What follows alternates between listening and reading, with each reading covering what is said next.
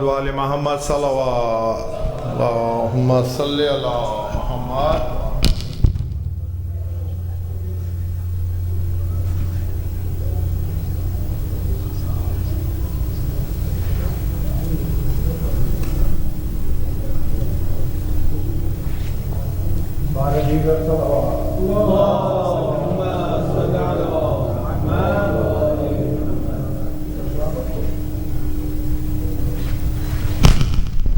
مناجات امام علی. اعوذ باللہ من الشیطان الرجیم بسم اللہ الرحمن الرحیم مولایا مولایا انت المعلا وانا العبد وهل يرحم العبد الا المولى مولایا مولایا انت المالك وأنا المملوك وهل يرحم المملوك إلا المالك مولاي مولاي أنت العزيز وأنا الذليل وهل يرحم الذليل إلا العزيز مولاي مولاي أنت الخالق وأنا المخلوق وهل يرحم المخلوق إلا الخالق مولاي مولاي أنت العظيم وأنا الحقير وهل يرحم الحقير إلا العظيم مولاي مولاي أنت القوي وأنا الضعيف وهل يرحم الضعيف إلا القوي ارحم محمد وآل محمد صلوات الله.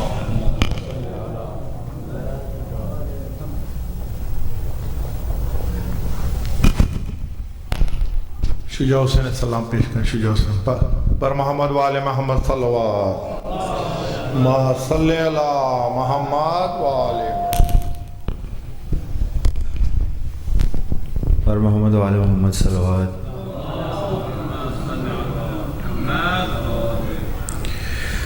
صدائے دیتا ہے کعبہ حسین رک جاؤ صدائے دیتا ہے کعبہ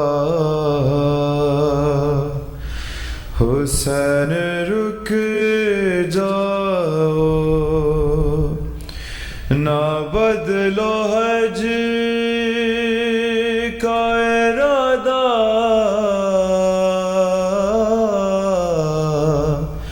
نہ بدلو حج کا ارادہ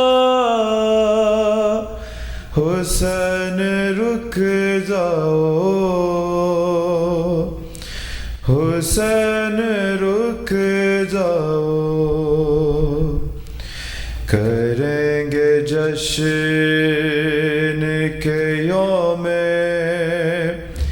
امیر ہے نزدیک غریب زہرا نہ جاؤ غدیر ہے نزدیک پڑھیں گے مل کے قصیدہ حسین رک جاؤ حسین رک جاؤ تم اپنے جد کے مقام میں ہو بیدیار نہیں حسین مجھ کو زمانے کا اعتبار نہیں ہے 7 ثانیہ زہرا حسین رک جاؤ حسین رک جاؤ تمہارے پاؤں पकड़ती है सरजमीन हरम। खुदा के वास्ते आगे ना अब बढ़ाओ कदम, न जाओ जानिबे कूफा, हुसैन रुक जाओ, हुसैन रुक जाओ। सुना है करबो बला में बला की गर्मी है, तुम्हें पता है इसे कितनी प्यास लगती है साथ बाली सकीना, हुसैन रुक जाओ, हुसैन रुक जाओ। सदाएं देता है काबा, हुसैन रुक जाओ। बर मोहम्मद वाले मोहम्मद सल्लल्लाहु।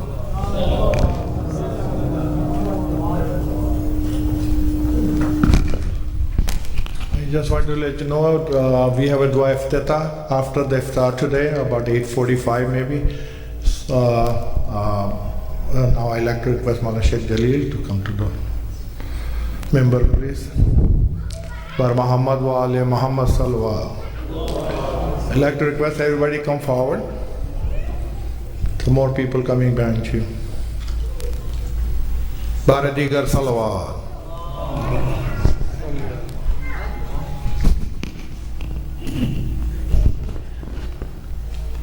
أعوذ بالله من الشيطان الرجيم. بسم الله الرحمن الرحيم.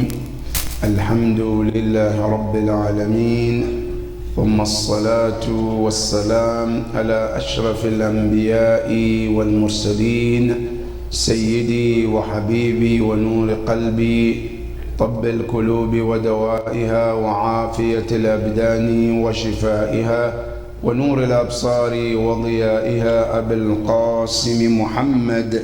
اللهم صل على محمد وآل محمد وعلى أهل بيته الطيبين الطاهرين المعصومين الذين ذهب الله عنهم الرجس وطهرهم تطهيرا. اللهم صل على محمد وآل محمد. A request of Surah Al-Fatiha for the following marhumin and marhumat: A'jaz Hussein Badr, Al-Khair, Sayyid Riyaz Ahmed Rizwi, Sayyida Sima Rizwi, Sayyid Akhtar Hussein Rizwi. May Allah be pleased with their souls. Surah Al-Mubarakat Al-Fatiha.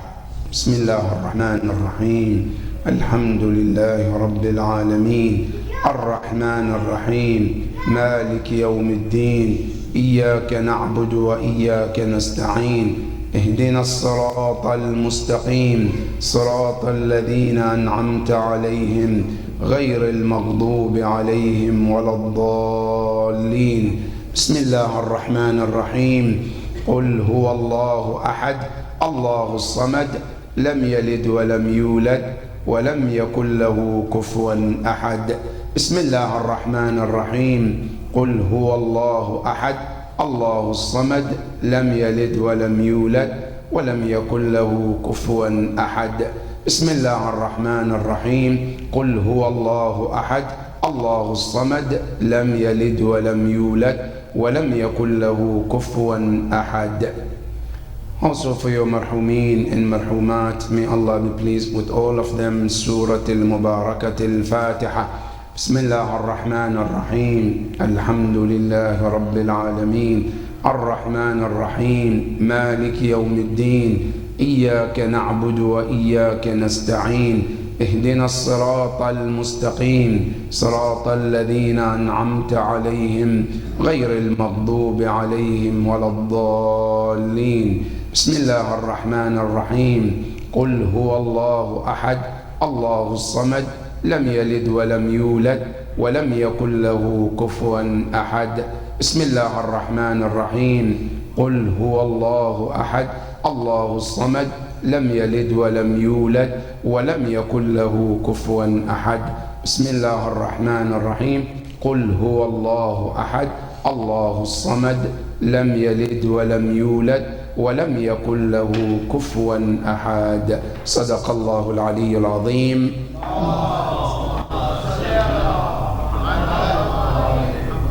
قال الله العلي العظيم في كتابه الكريم.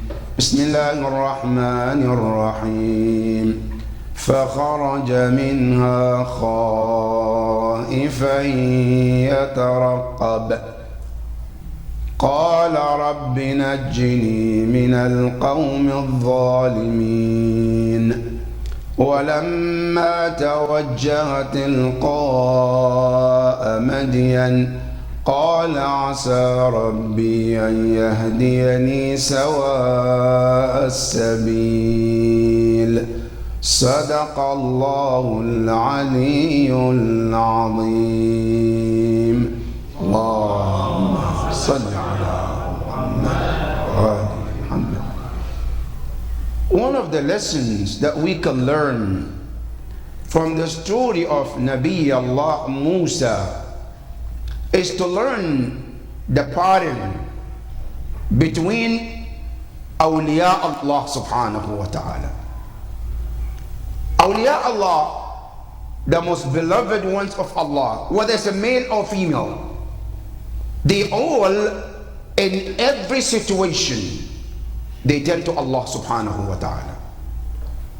Now, just to give you what we call tafsir al-Quran bil-Quran, taking one ayah from the Quran to understand another ayah in the same Quran, which, according to the Mufassirin, this is considered the best of all tafsirs. We have different tafsirs. Tafsir riwa'i, like tafsir Nur al-Thaqalain, it's known as tafsir riwa'i, meaning every ayah, it depends on the hadith of the Prophet or Imam. Everything he says is based on hadith. That's called tafsir riwa'i. Now, then we have also tafsir falsafi. Tafsir that depends on falsafa, meaning why things happen that way, why the ayah was revealed, and the list goes on. But one of the best tafsir is tafsir al-Quran bil-Quran. In this verse, Musa alayhi salam, as he was leaving the city of Egypt, he turned to Allah and he says, Rabbi najjini, oh my Lord, I want you to rescue me, save me from whom? Min al-qawm al-zalimin. You go to the Quran, Asiya bint Muzahim, the wife of Fir'aun, who also was oppressed, she made a dua at the end of her life, and the dua of Musa alayhi salam and dua of Asiya bint Muzahim looks alike. What is it? Asiya bint Muzahim, when Fir'aun took her to custody and Fir'aun made a decision, he's going to murder her, kill her, she was tied up with her hands and legs. Fir'aun vowed to kill her, but before he killed, he came to her and he said to her, Ya Asiya bint Muzahim, look at the castle that you live in. Look at the castle, lifestyle, servant, people, your stars. Just denounce Musa and everything is reversed. Go back to your home, save your life, you get all the service that you have, everything goes back the way it is. But the one thing is, denounce Musa and that's it. This woman in this stories, she turned to Allah subhanahu wa ta'ala and she asked Allah three things. Musa alayhi salam, he asked one thing. Good. Asiya bint Musa, she asked three things. One, she said, Rabbi ibnili indaka baytan fil jannah. Fir'aun is showing me this castle. Yes, it's a castle. It's a good building, good service. But I know there is a life better than this world life. This world is not better than what you have there, Ya Rabbi. Ibnili, Ya Allah. And the word and the way this woman put it, it's amazing. She just said, Ya Allah, give me. No, Ibnili. Ya Allah, I want you to build for me. Not the angels, no, you. It says, and then she said, Indak, next to you. And then she said, not only that, Rabbi ibnili indaka baytan fil jannah. And she said, وَنَجِّنِي مِنْ فِرْعَوْنَ. Ya Allah, I ask you to rescue me. From whom? From Fir'aun. That's two. Three, وَنَجِّنِي مِنَ الْقَوْمِ الظَّالِمِينَ. Ya Allah, save me from every tyrant. Now, this last part of the ayah from Asiya bint Muzahab, وَنَجِّنِي مِنَ الْقَوْمِ الظَّالِمِينَ, the same thing Musa alayhi salam made a dua. Rabbi, walamma, when he left the city, as he was heading to Madian, he turned to Allah, Rabbi najjini min al-qawm al-zalimin. What is the meaning of zalim? When we say the word zalim, what does it mean? Now, many oftentimes when we hear the word zalim, we think about a tyrant, somebody king, somebody ruler, somebody with the power. Yes, that's one of the meaning.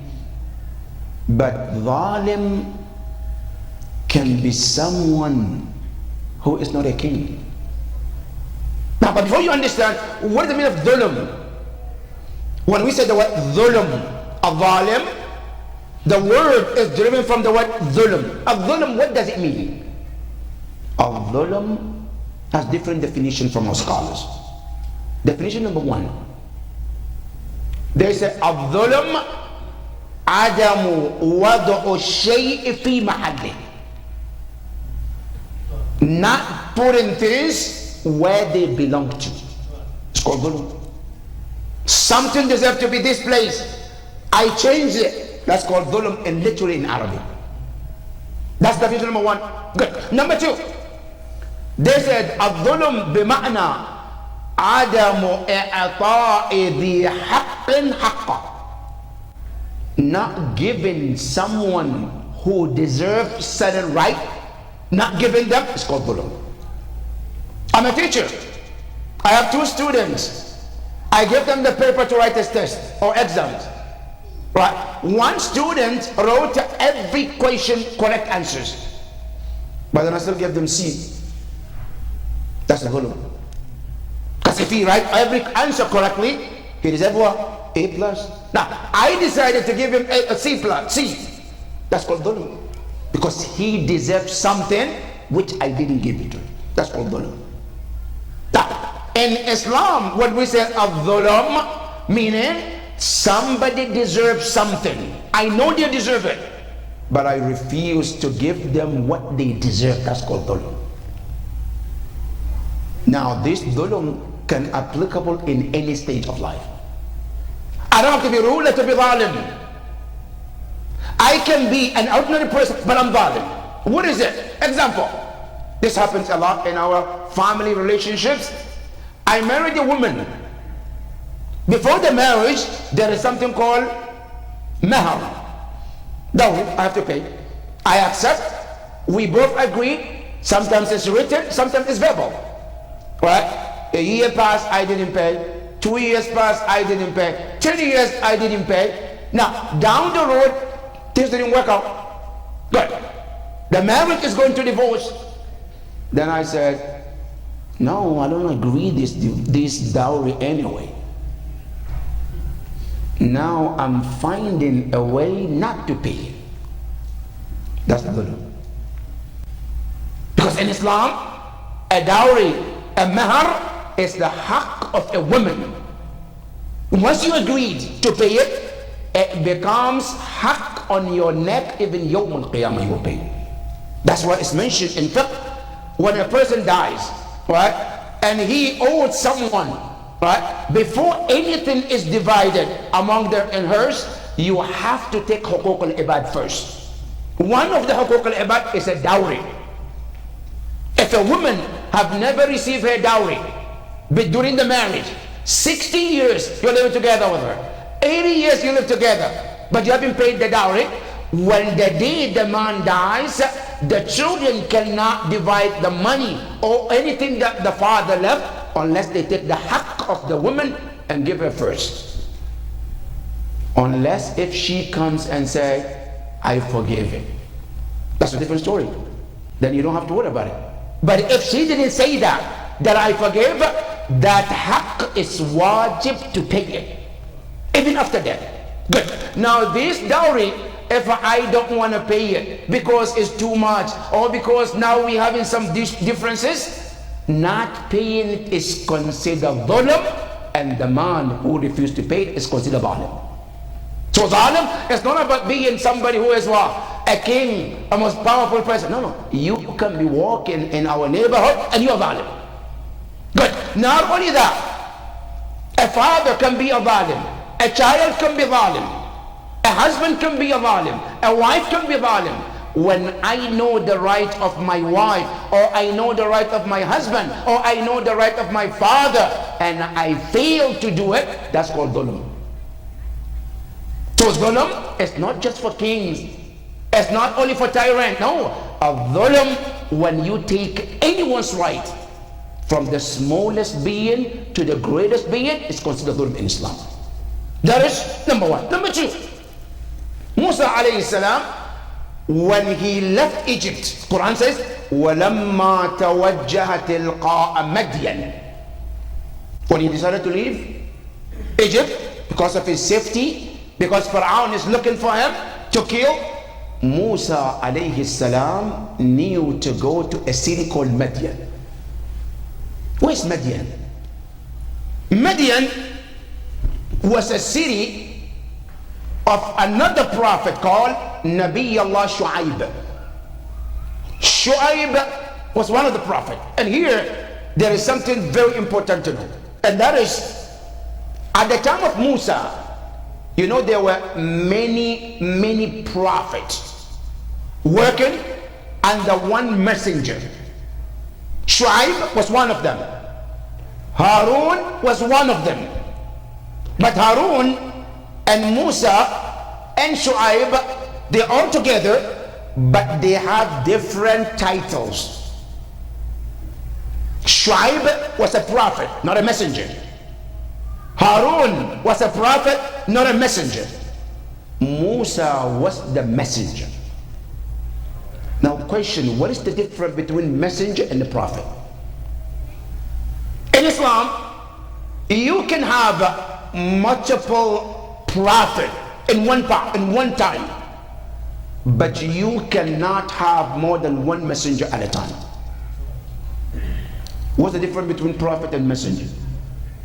A prophet, which is called Nabi, and Nabi, the word is derived from the word Naba. Nabi from the word Naba, and Naba means al-khabar al-muhim. Now just to know, in Arabic we have khabar, and then we have Naba. In Arabic language, if you have a very important news, you don't say, I have khabar muhim. No. Khabar muhim. You're using two words. There is one word you can use to mean all of these two words, and that is Naba. And Naba means very important news. Now, An-Nabi is driven from the word Naba. Meaning what? A person who carries important message from Allah. The prophet has a message from whom? From Allah. To whom? To you. Good. So An-Nabi is the person who has a message from Allah. Now this prophet and Nabi, many of them, they come, either they have a message that Allah gave them, and that message is for only them and not to share with anybody. Good. Then there is another prophet, he is also Nabi. He has the message, but to share with people in a very small city. Good. Ar-Rasul is much higher than Nabi. Ar-Rasul is a messenger who also have a message, but not to a certain small group, rather to the globe. So every Rasul is Nabi, but not every Nabi is Rasul. A person when they say he is Rasul, meaning automatically he's Nabi too. But somebody can be Nabi, but it's not what Rasul. Now, Ar-Rasul بمعنى واحد is known as صاحب الشريعة, has a message to the world. And Nabi, no, he doesn't. He's working under other prophet. Now, and Nabi Shu'aib, he was living in Madian. Now, Madian, according to the scholars, it locates in somewhere northern part of Hijaz. Good. Which today, some of the scholars, they said, currently locate in Jordan. That Madian is located in Jordan today. Now, that city called Madian was a name of one of the great grandsons of Nabi Allah Ismail, who was the first person to live in that city. So because he lived in that city, the entire city is named after him. Good. So the city is called Madian, and that city is the city where this prophet used to live. Nabi Allah Shu'aib. Musa alayhi salam, when he left Egypt, Quran says, توجه تلقاء مدين. He faced towards Madian. Question: how many days did it take Musa to get to Madian? How did he get there? According to Mufassirin, it took Musa alayhi salam 8 good days to travel from Egypt to Madian. 8 good days. And Musa alayhi salam, in that trip, he went through so much. Didn't have food, didn't have water, didn't even have slippers on his feet. Imagine how difficult Musa alayhi salam went through. Now, Musa alayhi salam, because he didn't have a food, so he depended on what? On the leaves of the trees that he finds. That's what Musa alayhi salam used to eat just to survive. And it took him 8 days. And he walked in that desert all those days. By the time he get to Madian, Musa alayhi salam, his feet was all swollen. His feet was swollen. But he made it in Egypt, to Madian. Now, when he get to Madian, Musa alayhi salam, another dua. وَلَمَّا تَوَجَّهَ تِلْقَاءَ مَدِيَنَ قال. Now he's talking to Allah. عَسَىٰ أَنْ يَهْدِيَنِي رَبِّي سَوَاءَ السَّبِيلِ. Maybe my Lord will guide me to the right path. Question: isn't Musa already guided? Now, this word can be said somebody who's already lost. I lost, maybe Allah will guide me because I'm lost. Now, Musa alayhi salam, he was a prophet, Nabi, Ma'asum, Ulul Azm, and he says, Asa an yahdiyani. Maybe my Lord will guide me. What guidance is he talking about? Now, brothers and sisters, in Islam, there are 3 types of guidance, not one. 3 different types of guidance. The first guidance in Islam is the guidance that Allah gave to every creation. Every creation that Allah created, Allah guided it. You think about anything. Allah created the heavens, Allah guided it. Allah created the sun, Allah guided it. Allah created the moon, Allah guided it. Now listen to the Quran. Allah subhanahu wa ta'ala says about the sun and the moon, right? It says wal qamar. Allah subhanahu wa ta'ala, the moon. Wash-shamsu tajri. Allah says, you see the moon? Allah says it runs. Yeah, Allah, but how does it run? It says لِمُسْتَقَرٍ لَهَا. within the limit that Allah guided it to be. Ya Allah, how far does he go? He said, لا الشمس ينبغي لها أن تدرك القمر ولا الليل سابق النهار وكل في فلك يسبحون. Allah said the moon and the sun, they rotate and they work according to a system. Ya Quran, what is the system? In Surah Al-Shams, Allah said, وَالشَّمْسِ وَضُحَاهَا وَالْقَمَرِ إِذَا تَلَاهَا. I swear by the sun, right? I swear by the moon, which follows what? Follows the sun. And there's a system in place. Sun comes first, the moon comes after. They rotate one after the other. Allah guided it within that system. Everything that Allah created, Allah guided it. Good. Allah said in the Quran, and this comes from the Musa alayhi salam, when he first went to Fir'aun, and he met Fir'aun, and he was talking to Fir'aun, calling Fir'aun to Allah, to believe in God. Musa was asked by Fir'aun, Man Rabbukuma ya Musa? Who is your Lord that you're talking about? You're calling me to believe in. You're calling me to accept him. Who is your Lord? Now look at how Musa defined Allah in the most beautiful way in the Quran. He says, ربي الذي أعطى كل شيء خلقه ثم هدى. My Lord is the one who created everything and then guided everything. Nothing in this world is not guided. Now today look at your own body. Allah created a system, right? In your body there is a system called heart, right? Allah guided it that this heart, it has to beat a certain number in a minute.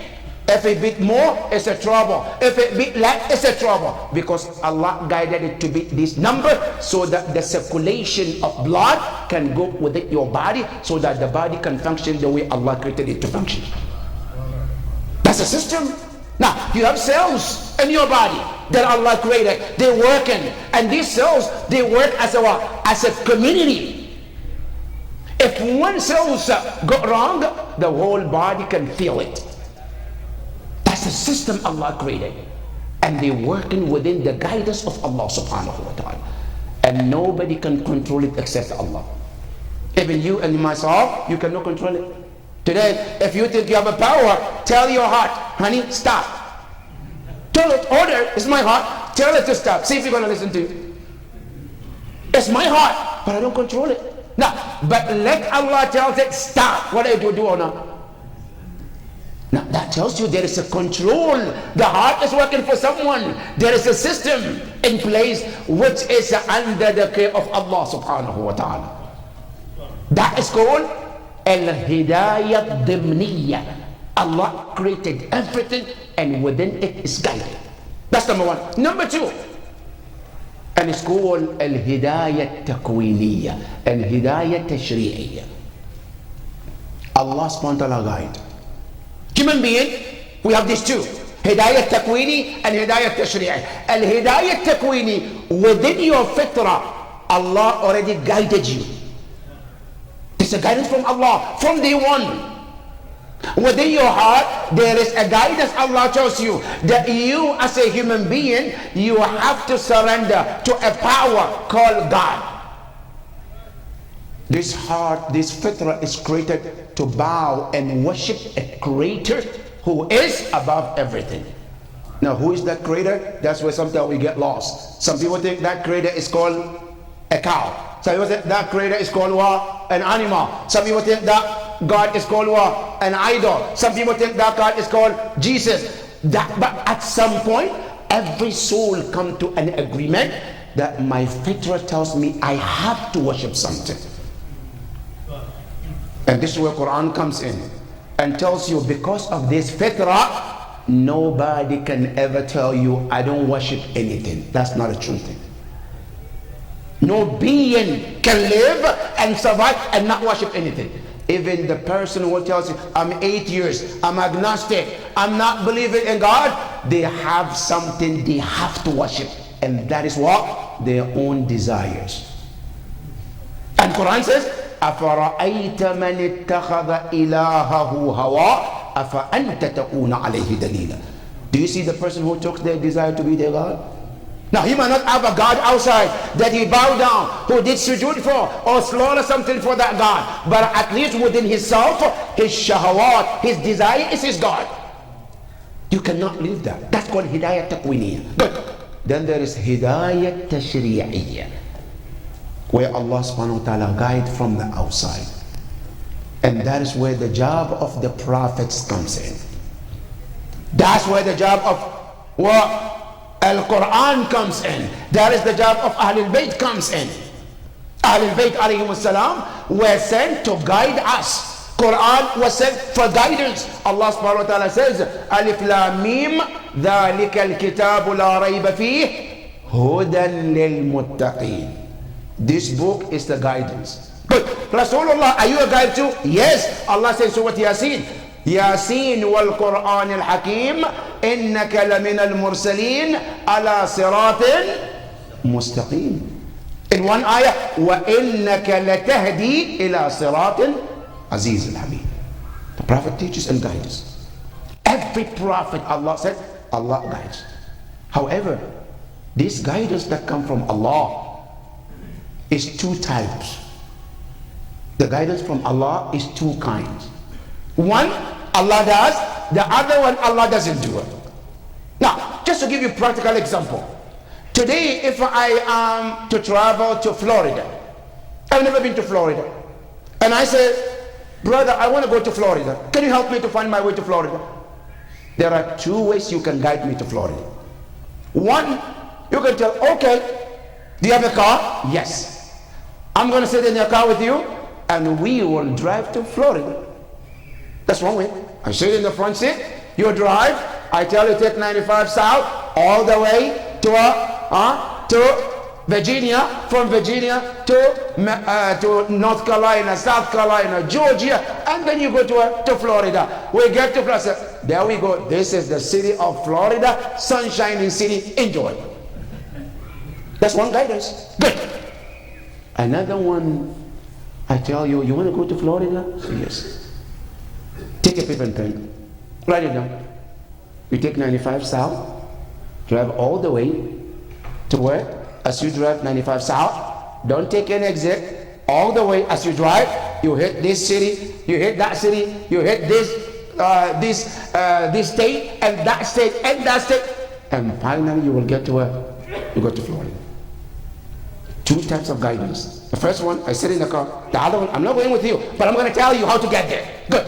Which one does Allah guide for the most? Does Allah sit in the car and tell you, Ya honey, let's go? No, Allah doesn't do that.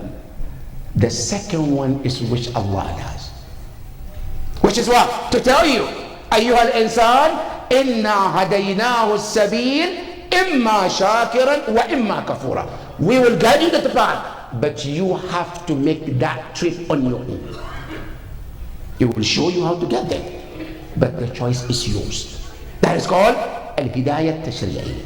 Good. This hidayah is one of the three. The third one is hidayah of Allah, extra one.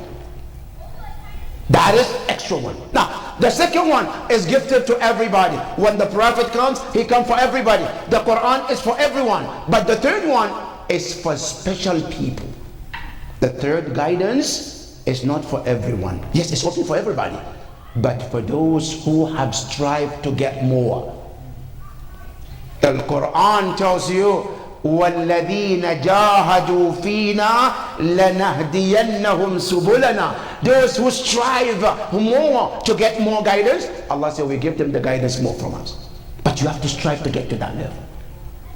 In Surah Al-Kahf, Allah subhanahu wa ta'ala talks about the Ashab Al-Kahf. He said, إِنَّهُمْ فِتْيَةٌ آمَنُوا بِرَبِّهِمْ. They are young men who believed in Allah. وَزِدْنَاهُمْ هُدًى. And we increased them guidance. They were guided, but we increased them more guidance. Musa alayhi salam, when he said, Asa an yahdiyani, maybe my Lord will guide me, he's talking about the third one. Those who strived to that path. And you know, this is one of the lessons we can find from the Shia of Imam al-Hussein alayhi salam. Ashab al-Imam al-Hussein alayhi salam on the day of Ashura, they were guided. But they want more guidance to be with Abu Abdullah al-Hussein. They're willing to get more guidance with Imam Hussein alayhi salam. And they gave everything for the sake of that guidance. One of them was the son of Imam al-Hussein alayhi salam, Ali al-Akbar, who was already guided and was on the right path, but he wanted more guidance from Allah through obedience to his father. On the day of Ashura, when Imam Hussein was calling, هل من ناصر ينصرنا هل من معين يعيننا هل من ذاب يضب عن حرم رسول الله, Ali al-Akbar was the first one to come out. As he came to his father, Ya Aba ana nasiruk. Today, the same call, Hal min Nasirin, is crying across the world. Is there anyone to support the mission of Abu Abdullah al-Hussein? Today, is anybody want to be Ali al-Akbar? As he came forward, he said, Ya Aba ana nasiruk. Imam Hussein looked at him, he started crying. He said, Bunayya Ali, my son Ali, Ya'azzu ala abik, is so dear to your father. To see you on a day like today, you're coming forward to give your life for your father. You know the most difficult thing for every father? Every father wants to die and have his children to bury him first. No father wants to get his own son to die while he's alive and get him to bury his own children. But Imam Hussein alayhi salam, on the day of Ashura, he has to bury his son one after the other. Especially a son like Ali al-Akbar, when he was going to the battlefield, Imam Hussein looked at him, he said, Allahumma shahad, Allah bear witness, testify, أنه برز إليهم غلام أشبه الناس خلقا وخلقا ومنطقا لرسول الله. Ya Allah, bear witness, that was to resemble your man, to your messenger, to your prophet. He is Ali al-Akbar, now going on to the battlefield. Ali al-Akbar went to the battlefield. He fought and fought and fought. Finally he ran back to his father and he says, my father, thirsty, huh? Can you imagine in the month of Ramadan, as you are fasting all day long and be in the battle, Ali al-Akbar 3 days didn't taste the water in the tent of Abu Abdullah. Now on top of it, he's in the battlefield. He fought and came back and still thirsty. His father said, my son is so dear to you, to me. Did you ask me a water? Not water I can give, but one thing I can tell you, my son, very soon you will meet Rasulullah, your father, your grandfather, Amir al-Mu'mineen, and they will give you water. You will never be thirsty afterwards. Ali al-Akbar went to the battlefield, fought and fought until he was overpowered. Finally he called his father, Assalamu alayka ya Aba. The narrator said, Abu Abdullah al-Hussein, he rushed to save his son, كالليث المغضوب, as like a lion that has been angered.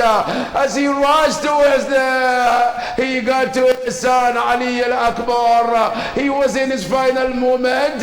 He looked at his father and he says, Abi hadha jaddi Rasulullah. Yes indeed, this is my grandfather Rasulullah. Wa dhaka jaddi Amir al-Mu'mineen. Yes, Imam Ali is here. They brought me water. La adma'u ba'daha abada. Then he said to his father, Ya Abba, they said, haste, rush towards this side of the world.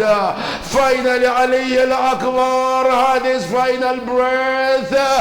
Imam Hussein screamed from the pain of losing Ali al-Akbar, and he said, Abunayya Ali ba'daka dunya al-afa. My son Ali, after your martyrdom, nothing left for your father. Imam Hussein went back to the tent, مهدود بالدار كثير القلب. He said to the rest of the family, احملوا أخاكم علي الأكبر. Go pick Ali al-Akbar because I have no energy to lift Ali al-Akbar. إنا لله وإنا إليه راجعون وسيعلم الذين ظلموا أي منقلب ينقلبون والعاقبة للمتقين.